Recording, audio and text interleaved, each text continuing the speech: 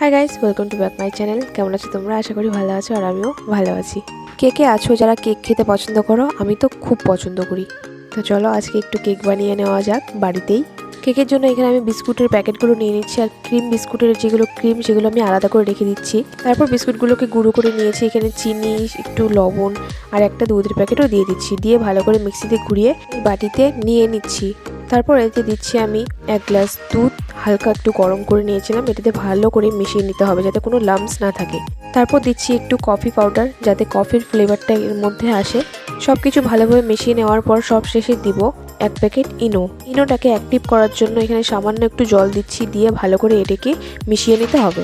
সব কিছু মিক্স করার পর যে বাটিতে আমি কেকটা বেক করব সেই বাটিতে ঢেলে নিচ্ছি, হালকা একটু তেল ব্রাশ করে।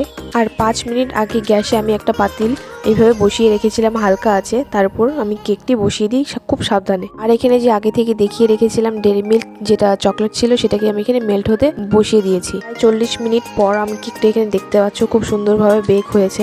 ভুল করে গরম কেক আমি নামাতে গেছিলাম, তো কেকটা নিচ থেকে ভেঙে গেছে। তো ভাবলাম যে এই কেকটি এখন আর ক্রিম কেক হবে না, তার জন্য আমি এখানে ড্রিম কেক বানিয়ে নেব।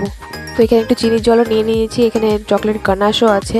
তো এখন ড্রিম কেকটা বানিয়ে নিই। কেকের যে লেয়ারটা সেখানে নিচে দিয়ে দিয়েছি একটু ক্রিম দিয়ে, তাতে উপরে গানাশ দিয়ে দিলাম। গানাশ দেওয়ার পর এটাকে আমি এখন 3 ঘন্টা ফ্রিজে রেখে দেবো। 3 ঘন্টা ফ্রিজে রাখার পর বাইরে নিয়ে আসে এখানে আমি বিস্কুটের গুঁড়ো একটু ডাস্ট করে দিচ্ছি।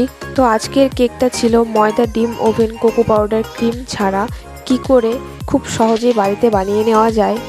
কেকটা দেখতেও যেমন সুন্দর, খেতেও খুব টেস্টি ছিল। তো তোমাদের ভিডিওটি কেমন লাগলো আমাকে অবশ্যই কমেন্ট করে জানাবে। আর ভিডিওটি ভালো লেগে থাকলে একটি করে লাইক করে দিও। টাটা।